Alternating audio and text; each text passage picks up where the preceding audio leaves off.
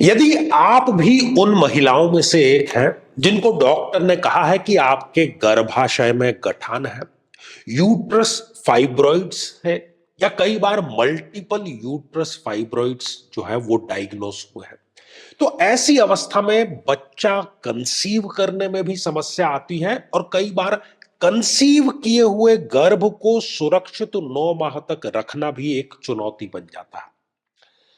तो मेरे बहुत ही प्रिय और बेहद सम्मानित साथियों, हृदय की असीम गहराइयों से अभिनंदन, बहुत बहुत हार्दिक स्वागत। साथियों, यहां पर हम चर्चा करने जा रहे हैं आज की धनु लग्न की जन्म पत्रिका में कब बहनों को इस प्रकार की समस्या आती है। और मैं समझता हूं कि आप जन्म पत्रिका अपने समक्ष खोल करके हर एक पॉइंट सुनिए तो आपको बहुत गहराई से समझ में भी आएगा और समस्या का जो है वो समाधान भी आपको मिल जाएगा। और यदि अभी तक आपने अपने लग्न से संबंधित एपिसोड नहीं देखा है तो यहां आई बटन में हमने आपको उसका लिंक प्रोवाइड करा दिया है, जाकर के जरूर देखें और समझें। साथियों, वैसे तो धनु लग्न में गुरु एक अति योग कारक, क्योंकि स्वयं ही वो लग्नेश है, लेकिन वो केंद्र के 2 भावों के स्वामी है। कुछ परिस्थितियों में वो स्वयं ही कारक बन जाते हैं इस प्रकार की गठानों के, जो कि फाइबर की हो या फिर वसा की हो। यदि वो स्वयं इस छठे भाव में विराजमान हो गए तो इनको लग गया अब केंद्राधिपत्य दोष। ऐसी अवस्था में वो बहनों को इस प्रकार की समस्याएं देते हैं। मोटापे की भी कई बार वो समस्या दे सकते हैं, या फिर वो सिर दर्द से संबंधित समस्या जो है वो भी दे सकते हैं। साथ ही यदि वो उच्च राशि के होकर के इस अष्टम भाव में विराजमान हो जाए तब भी वो इस प्रकार की समस्या बहनों को अवश्य ही दे देते हैं।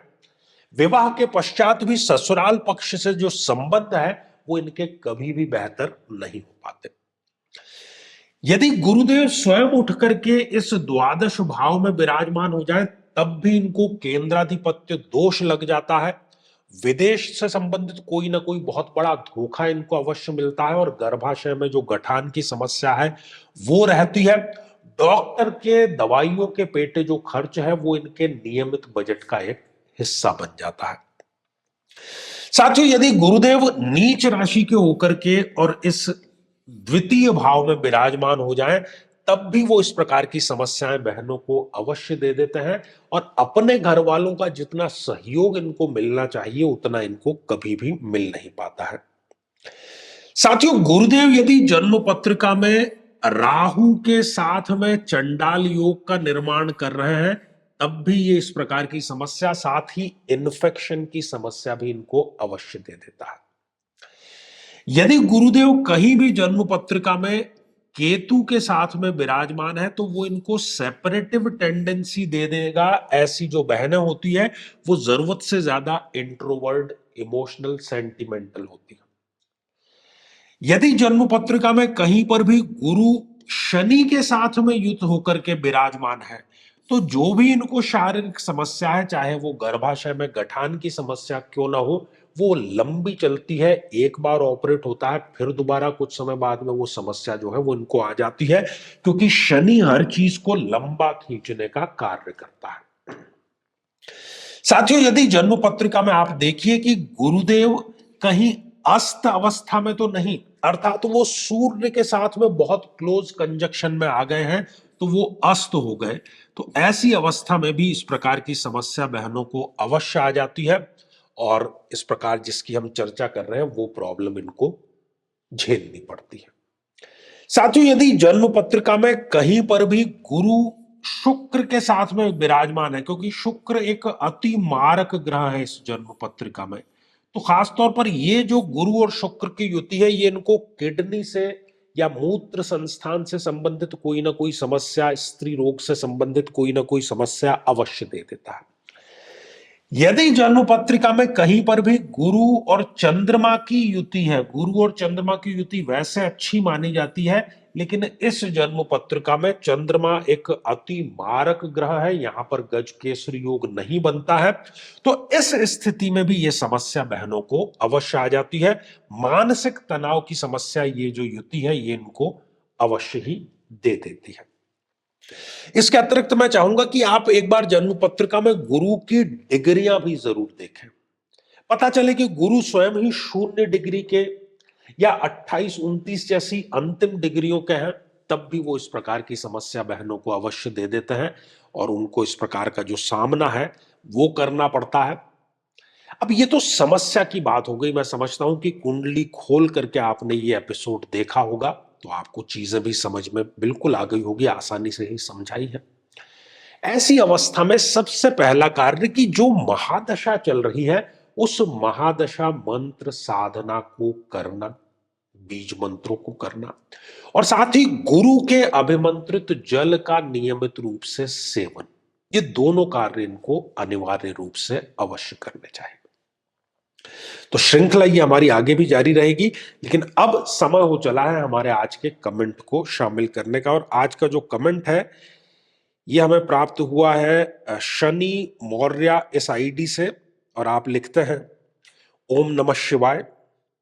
गुरुजी, मेरी शादी को 5 साल हो गए हैं, एक बार मिसकैरेज भी हो चुका है, लेकिन तब से कंसीव नहीं हो पा रहा है, अब तो डाइवोर्स तक की बात आ पहुंची है।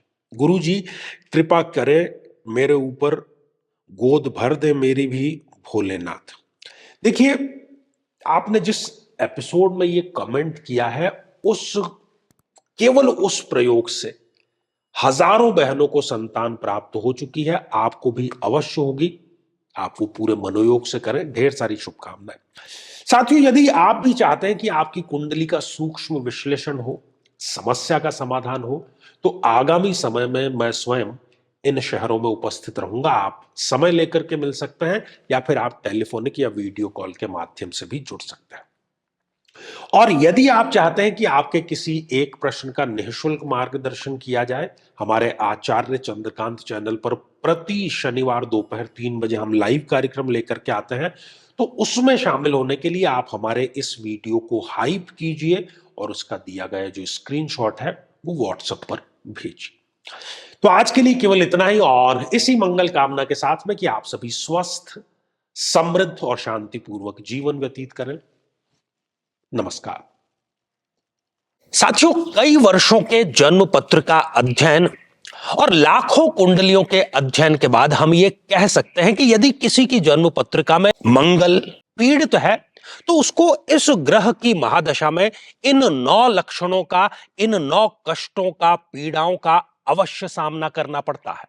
शत्रु बाधा, अपने ही भाइयों से पीड़ा, साहस की कमी, बार बार दुर्घटनाएं होना, व्यक्ति का अत्यधिक क्रोधित होना, रक्त अर्थात ब्लड में किसी न किसी प्रकार का विकार होना, किसी बीमारी में ऑपरेशन तक की नौबत आ जाना, या किसी बीमारी का बढ़ करके कैंसर का रूप धारण कर लेना, और बड़ी चीज कि शादी योग्य उम्र होते हुए भी व्यक्ति का विवाह ठीक समय पर संपन्न नहीं हो पाता।